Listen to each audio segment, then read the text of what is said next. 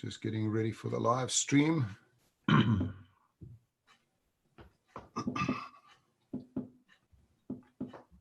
They love it when you go live.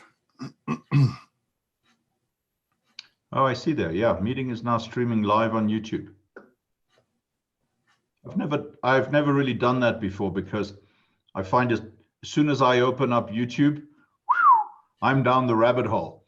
And I might be looking at something that I had intended to, but 3 hours later, I get off my desk and I've been watching videos of golden retrievers and music and cars and some political stuff, and it's just like a rabbit hole for me. We're live now, so I think we can almost get going. Okay.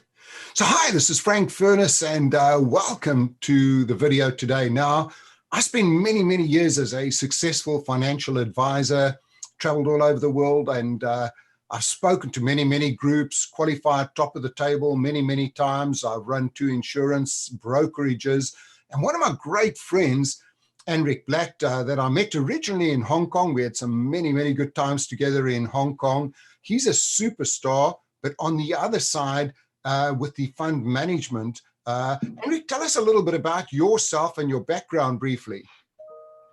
Well, thank you, Frank, for that advance warning. I really always appreciate being dropped in the boiling water there. Quick background, keep it very short. Founder and chairman of the Global Fund Exchange Group, which I started in 2005 as a dedicated emerging manager platform for what was then my multi-manager business, Infinity Capital AG, out of Zurich, Hong Kong, London, Tokyo, New York, with a back office in Christchurch, New Zealand. And then a few years ago, when I semi-retired from managing other people's money, because I actually realized I don't enjoy managing other people's money and I don't sleep at night, we transformed that business into a single family office. And then I built a consulting business with my wife, who's been in the industry, Laura Louise. She's been in the industry also for about 30 years. And we now help wealth and asset managers, transform their businesses into game-changing modern businesses that are hitting the ball out the park, So, Frank, enough about me a little bit. I suppose the only thing that's really important in all of this intro is, I normally kind of cringe when I have to talk about myself, but people say that that's all in your head, because people actually really appreciate knowing who they're talking to. So the only thing that I think is important at this point is that I've done tens of thousands of interviews with asset managers, wealth managers, financial advisors. Thing you don't know about me, by the way, Frank, is that I started life as a financial advisor actually too. I was handed a yellow pages and a phone book and a phone and said, go make phone calls. And I sucked at it. So I had to reinvent myself and redesign it. You know what I mean? So the other thing I think that's important to know is that I have failed way more times than I have been successful. And, in that process, you learn to dust yourself off and get up again and reinvent yourself. At the same time, I've had coaching and training from some of the biggest, best change agents in the world. People like Tony Robbins, Chet Holmes, Jay Abraham, Jim Rohn, Brendan Burchard, and Frank Furness, who I think does a wonderful job. A little bit of a shameless plug there. I think you are really doing a marvelous job with digital media and sales technology. So that's it on the intro. I live in Colorado and Florida, with a bit of Cabo San Lucas and Italy in the equation. So right, back to you, Frank. Our audience today is mainly going to be financial advisors, but I think this is relevant to anybody who's selling anything. Now, what you've done over the years is you've perfected that first appointment, the 10 steps to being successful. Tell me, what was your biggest sale that you've made on one of those appointments? I've had a couple actually at 50 million, one at 100 million, and the best one I ever had was 125 million. That is a sale from one single meeting. And that was actually the whole background to all of this, Frank, is because in my coaching classes, in my consulting business, I teach fund managers, wealth managers to really transform that business. And I kept having this conversation with them about meetings. So one of them said, "Hey man, can't we record this, and can't you put a little presentation together on it?" So as it happens, Frank said, "Man, I love this content. Let's talk." So that's kind of why we're here. Okay, so we're going to go right into it now. So, Rick, tell us, what are those 10 killer steps for a great appointment? Okay, and I hope that you're going to keep me on track, because I have a tendency to take a rabbit hole and go. I always start right at the beginning, and I think step number one for me is a little bit obvious, but I used to not do it. So all of these factors come out of my own mistakes, right? So number one for me was always to set my key intentions or my outcomes for the meeting right at the start, right? And even better is if you can write them down and send them in advance of the meeting, because it's actually better to be rejected before you get there, before you jump on a plane or charter a jet, or spend 6 hours getting to a meeting if it's not a good fit. And I learned this from Oprah Winfrey, actually. She has a ritual that she does ahead of every single meeting, be it internally with her team or externally. She sits down and she goes, "Okay, what's our intention for this meeting? What's important? What matters here? And what are we trying to achieve?" And that, I think, sets the framework. So that's point number one. Point number two, shall I continue? Yeah, point two.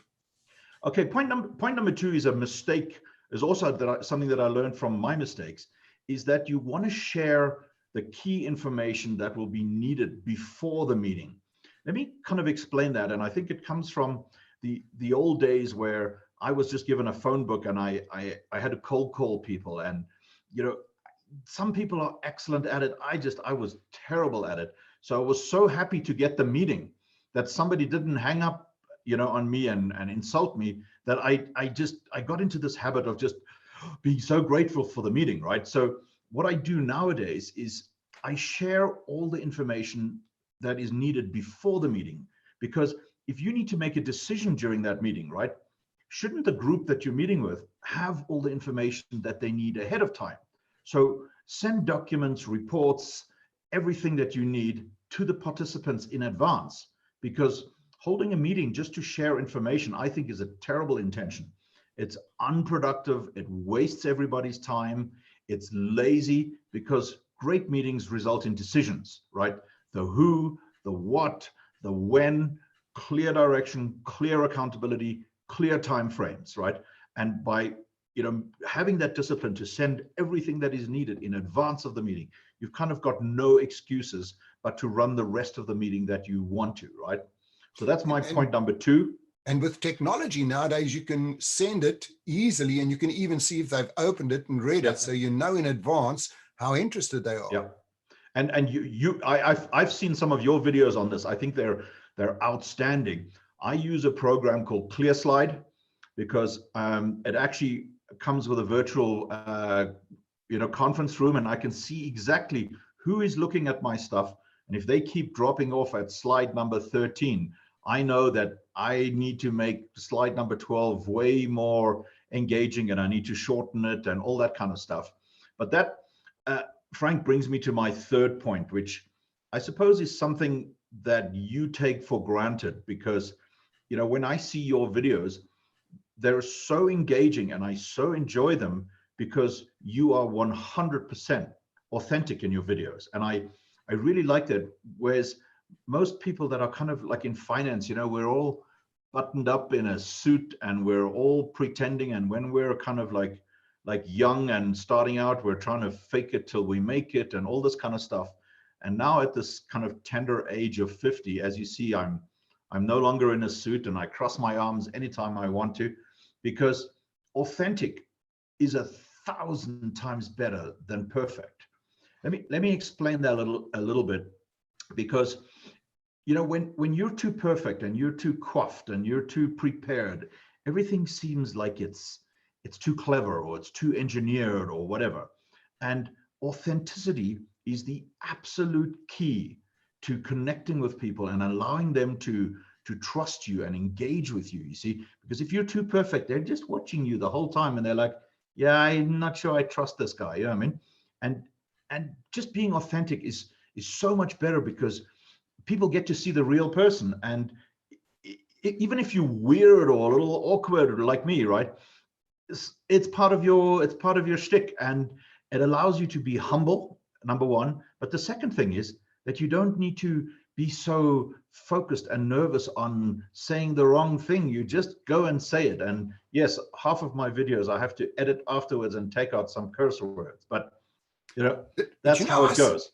As a professional keynote speaker, I see that when I speak around the world, some of the speakers are so polished and so perfect, it's almost as if they're acting out a play, and there's nothing authentic there. There's nothing real. It's like they've learned this off by heart, and every movement is just going in.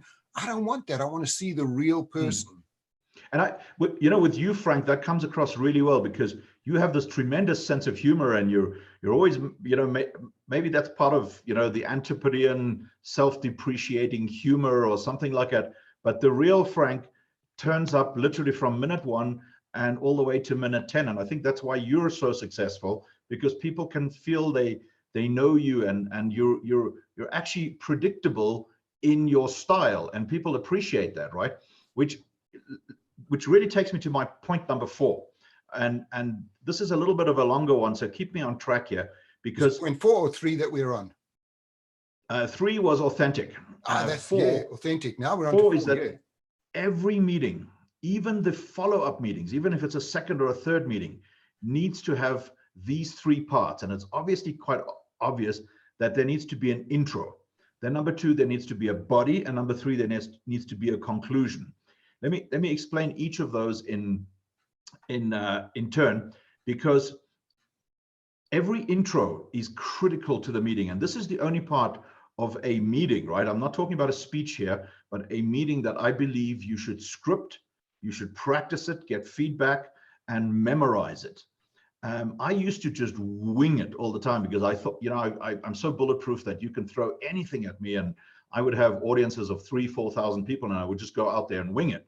And most of the time I got away with it, but I could have been so much better if I had just scripted and practiced my introduction.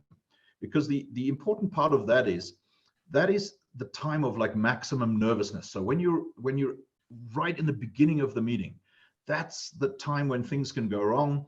That's the time where you might be nervous, but it's also the time of maximum judgment, because you never get the opportunity to make a first impression twice, right?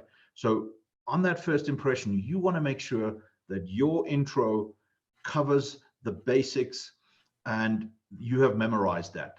The second part is the body and the main discussion of it, right? That is, has to follow the agenda.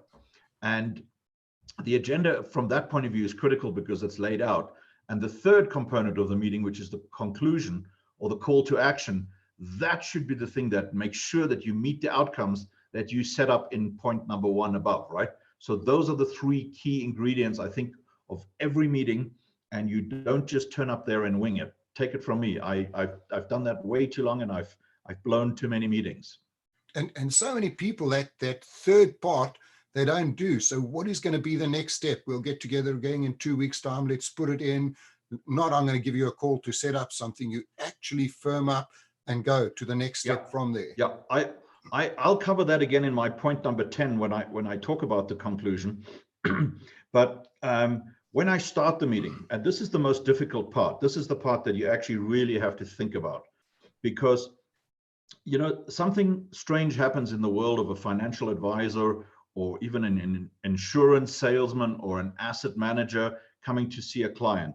There is something weird that goes on in those meetings, because here you have the person that come in and they immediately start talking about themselves, because it's kind of expected from them, right? Oh, so why are you here to see me? What are we here to discuss? And that puts the financial advisor or the asset manager at a massive disadvantage, right?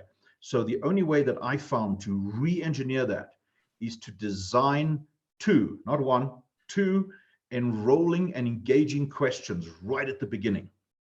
And this part is hard work, because you've actually got to think about it. What question can you pose to your audience or to your counterpart on the other side of the table that will engage them and enroll them into the meeting? Obviously, focusing on what problem they have is the obvious one, but you've got to frame that really, really well so that the other person on the other side is instantly engaged in your discussion. Because if you control the questions, you control the room, you control the meeting. And I think that is an absolute critical component of setting up a successful meeting, because that then takes me to my point number 6. Can I continue, Frank? I'm on a roll here. And again, I like that one, because I always used to have started with a big question or a big statement that's going to get them involved straight away. Yeah. I've seen that you do that in your speeches, by the way. And I think speech training, learning how to become a speaker, is one of the best, uses of money that you can do to get proper speech training. Because if you know how to hold a public speech, you can run a meeting much better. And it's really, really great training. So my secret weapon, my key to all of these kind of meetings is a point that I call validate, then fascinate. Let me explain that. So think of it in a mindset like you're arguing with a teenager, or you're arguing with your wife. Sorry, forget that. You'll never win that. No. You're arguing with somebody who's angry with you. Okay, that's the framework those are the glasses, kind of the framework I want you to think about this. The absolute key to all of it is to validate first. Then you can go and fascinate them with your brilliance, with your solutions, with your technology, with your offer, whatever. Because what so many people do is they come in and they try to correct you and convince you. Or they walk in and immediately start talking about themselves, which puts you on the back foot and a disadvantage. But if you have this policy, and I have a meeting planner template that I use to remind me of this: validate first, then fascinate. So coming back to that example, if you're arguing with somebody or somebody's angry with you, even if you disagree with them vehemently, find something to validate them about, so that they feel that they have been genuinely and authentically heard and understood. Because until that happens, people are not listening. It's wah, wah, wah, wah, wah, right? So what I do in that chain is that I acknowledge them for showing up. I acknowledge them and thank them for making that meeting happen and their interest. But I've learned not to thank people for their time, because there's something weird happens when you thank people for their time. It kind of predisposes that your time is not valuable, right? And that you are lower in the food chain. And as Frank and I will tell you, we're both Leos, right? We're at the top of the food chain. So we don't want to negotiate with that at all. But I'm just kind of making fun about that. But when you thank somebody for all the little steps, for responding, for answering a difficult question, whatever, it starts the conditioning. Because you see, all of us, everybody, I don't care who you're talking about, are in some way insecure or sensitive about things. And if somebody is thanking you, it starts kind of that conditioning where it's rewarding the small steps. So as your meeting progresses, you're getting lots of yeses and lots of nodding of their heads. And the best way to do that, validate, then fascinate. That's my secret weapon, right? So point number 7, Frank, I'm trying to stay on target here and not make this a 1 hour long video. I have ETR versus ESP. Now, Laura Louise, who, as you know, has acute acronym disorder, because when you've been in finance for so long, you have acronyms for everything. So these ones are very simple. ETR for me is earn the right. Okay, that's where you create your credibility. And if you earn the right to be in that meeting and be taking up other people's oxygen, right, you have created a whole different mousetrap in the meeting. And you need to earn that right. You need to earn their trust and that credibility. And the best way you do that is with ESP, expert sales positioning. So if you have taken steps to earn the right to be in the meeting, your counterpart in the meeting will be listening to you with a very different mindset so that you can establish that expert sales positioning whereby you are positioning yourself as their trusted advisor, as their consigliere, as their consultant, as whatever it is. That is a very, very different kind of meeting framework than just walking in and trying to sell something. So that's my point number 7, Frank. Great. Number 8. What's number 8 for us, Henrik? Whew. Okay. Number 8 is a little esoteric, but I have a reminder on my meeting scheduler that says all the way in every section of the meeting, it says tune into WIIFM. So every section, I want to make sure that the radio frequency that I'm tuned into is WIIFM, which is another wonderful acronym that stands for what's in it for me. Because I'm trying to fight this problem that we as financial advisors or asset managers or people who are selling things have, we always have this tendency to default back into, talking and taking over the room and talking about us and talking about our products. Literally, people don't care. Absolutely. I'm sorry if there's any snowflakes on this call, but people are not interested in you. They are interested in number one, and they want to talk about number one, and that's themselves. And if you have this mindset to run every frequency and play WIIFM in the background, you will have a meeting that is focused on them, and that where you are forcing yourself to focus on them, serve them, help them, make their lives better. And that really helps with the authenticity trade. And I tell you, life is so much better if you're giving rather than taking. The money will find you if you're just giving, if you're genuinely and authentically giving the way. Take an example from Frank here. He's just always giving, posting, sharing, supporting people. And I think that comes back to find you, which is really nice, which takes me to my point number 9. This is a natural progression. So I like to pause during meetings and, get comfortable with silence. So before moving to the conclusion or the call to action, right, I pause to formally recognize the value. Let me explain that a little better. I make it an absolute point to almost stop the meeting, and so it gets awkward. And I say, okay, now I would just like to illustrate and recognize the value that you, Mr. Client, are bringing to this meeting. And I list the value that they are bringing to me, to my business, to the day, to whatever was wonderful, how I'm enjoying this, thanking them for the opportunity, not their time. You see what I'm doing? I'm actually kind of validating them.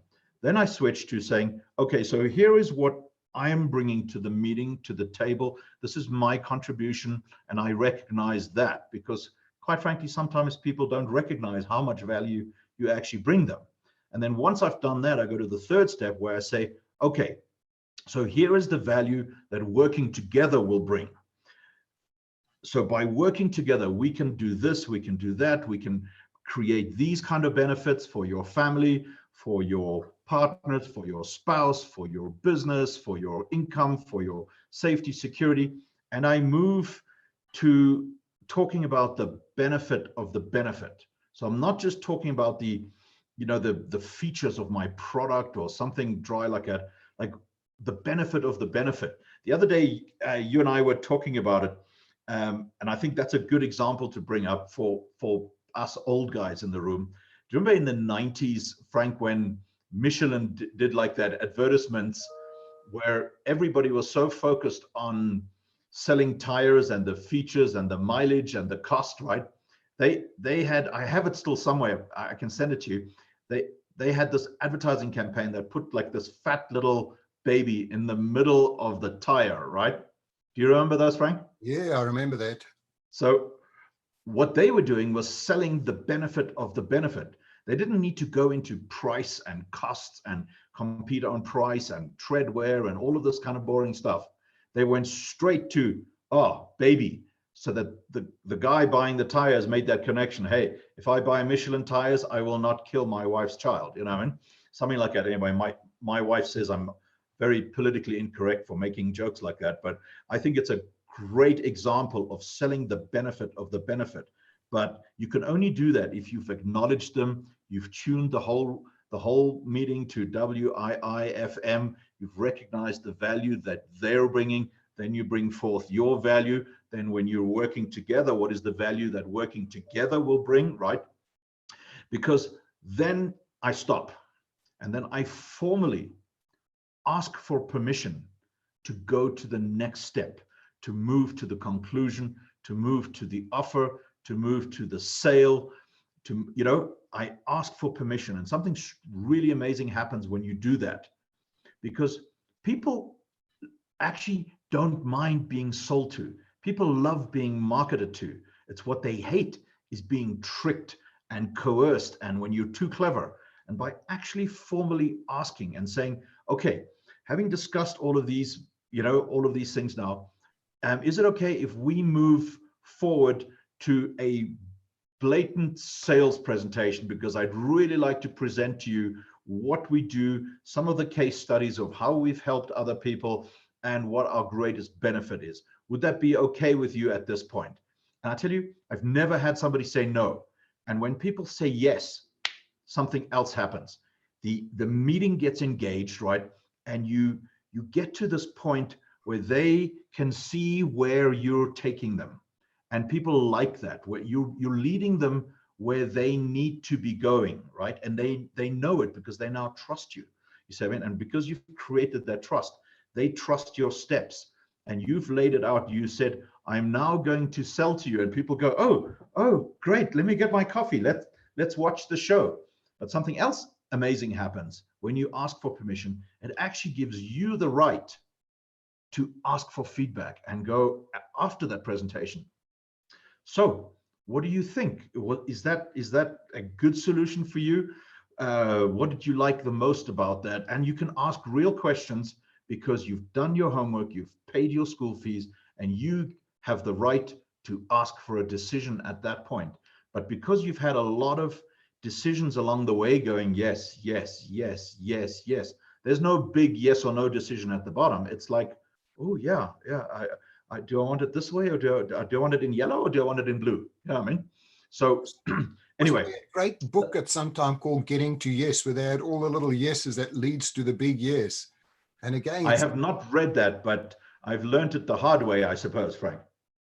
One of the other things that really stuck with me there was pauses, because I teach professional speakers all over the world to present, and also I run video courses for people on how to present on video. And the hardest thing for someone to do is pause, because they just boom, boom, boom. And as a speaker, most speakers get up on stage, and because you're so nervous, you speak at about 100 miles an hour. There's no pauses. And people haven't got time to actually assimilate all of the information that's coming in, you know, and yeah. They'll sit there and whoa, slow down, just keep quiet, just let me just regurgitate, let me listen to what you're actually saying. It is so hard. It really is so hard. And in my early days, Frank, you know, when I was doing direct selling to high net worth investors, man, I think I talked myself out of a deal way after they said yes. So you are preaching to the converted. I think trying to stay quiet is a real discipline that you need to practice, right? So here's how I do it. I built myself little tricks to stop it, which brings me to my point number 10 of this, is the conclusion. So what I do, this doesn't work for everybody, but I had to do it to myself so that I can stop selling. And I found the need to do this because I would have so many great meetings and they didn't materialize into anything until I got really smart about this. So what I do at the conclusion stage, I pack away everything. I take away all the toys. I take away the laptop. I take away the presentation material. If there's a whiteboard behind me, I clean that up. And then I bring out a piece of paper and a pen, blank piece of paper. And I go, okay, let's just summarize everything that we've decided and agreed. And I go point number 1, point number 2, point number 3, point number 4, and I draw them into it, because this is almost what I'm doing. I'm creating a handshake agreement on paper. We've decided this, we're going to do that, we're going to do that, even if it's negative, even if it's not a fit, right? Because what sometimes happens is that, especially when you're dealing with people with a lot of very big numbers, telephone numbers of money, all the decision makers are not in the same room.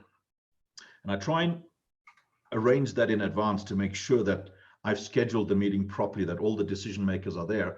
But you know what? What's that old saying? We make plans, God laughs, right? It doesn't happen. So there might be a partner who's not in the room. So what I will do, by creating the summary, I will essentially be creating almost a heads of agreement, where my counterpart will say, oh, look, my partner is not here, he needs to decide on that. I said, I have an even better solution. Why don't I bring your partner up to speed? I will send him a copy of these things that we've discussed, together with the supporting documents and the links, and I will make sure that this is what we've discussed. And then I make him sign that little piece of paper, or put his little squiggle or smiley face on it, so his partner knows that this has been vetted. And then I take that paper, I use an app on my phone called Scan This. I scan it, and before I've left the meeting, everybody's got my meeting notes.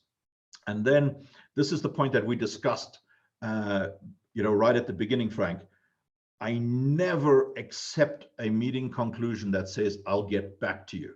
Mm-hmm. That is like literally like somebody keeping you in the air traffic control pattern at Heathrow until you run out of fuel and you crash. It is way better to realize, hey, you know what, we need to do more work here, or we need that, or we need to have another meeting.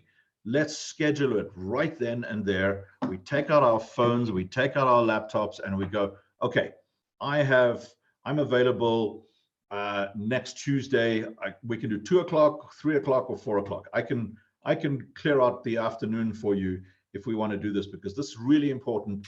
And let's not spend another 10 emails trying to find a mutually acceptable time, and then 3 phone calls and all this. Let's just decide right now. And then the last thing I do before that, I say, during that meeting, we're going to discuss 1, 2, and 3. I will bring so-and-so, this is what we do. I never accept, I will get back to you, or send me your material, send me your stuff. I mean, I just don't do that. So those are my 10 points, Frank. I could keep going, but I think we might run out of batteries on your phone. No, that's absolutely fantastic. So for all of you watching, I hope you've picked those up, and you definitely, in sales, you need to be structured. It's very different from the old days. Sales has moved on. In my keynote, The New World of Sales, I just speak about how it's changed. The old solution advantage benefits gone. You were speaking about the tire there. You look at any adverts nowadays. If I look at the GoPro adverts, they'll have a 3-legged dog that's running along, and right at the end, they'll just put up GoPro. They don't have to say, we're the best camera out there. Yeah. This is our price. It's all in. And what we can do now with technology is bring out the emotions. Mm-hmm. The things we can use now is, after that call, you could actually go back and make a video call. Instead of sending I don't do emails anymore, I do video mails. So I'll record a quick video mail, send it over. Here's the 10 things we discussed. People absolutely love it. It brings out the authentic you. And what you're also doing is you're setting yourself apart from everyone else. And so what is it that you're doing different or better than all of your competitors? Yeah. So there we have it. That I've enjoyed with you, Frank, is I've seen a couple of your videos on LinkedIn marketing, and I thought those were absolutely spot on, right? Because LinkedIn is this terrific kind of environment of 500, 600 million people, right? 72% of which are executives. I'm quoting your statistics, that check it every single day. So, LinkedIn being what is classified as a content poor network versus Facebook that is an over contentified. Is that English? Over content driven. It's a saturated marketplace. LinkedIn is not yet saturated. So, people following your instructions and your training on LinkedIn, I think that's one of the best uses of time to use, because everybody you want to meet, that you want to reach, is on LinkedIn. So for all of you watching now, if you want to find out a little bit more about becoming a professional speaker, or you want to see my online courses on video training, LinkedIn training, or technology, just drop me an email, frank@frankfurnace.com. Enrique, if anyone wants to find out any more about you, what's the best way to get in touch with you? I think probably the best is my advisory and consulting and training website, which is globalfundadvisors.info, not .com, .info. Very, very important. That's probably the best way, because I have a lot of videos like this on there. I teach people a lot of things. That's kind of my way of contributing back to the industry.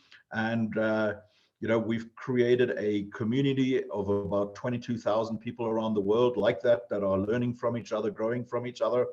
And occasionally you'll see Frank's head popping up there teaching us something. So I think that's probably the best way, globalfundadvisors.info. So all of you now that have just watched that, I hope you've enjoyed this. I hope you've picked up some great stuff there. Enrique, thanks so much for your time today. It's always awesome speaking to you, and great information. Excellent, Frank. Thank you so much for being such a great catalyst and helping so many people. That's really, really admirable. I appreciate it. Great. And let's sign off now. So let's sign out of here. And let's just end the meeting. Oh, you have all the screens going here.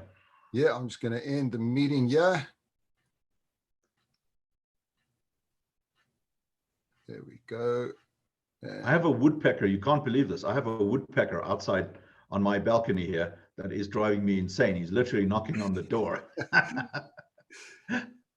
Right. So I'm just going to end the meeting for all, and then I'll get back to you again on the same meeting.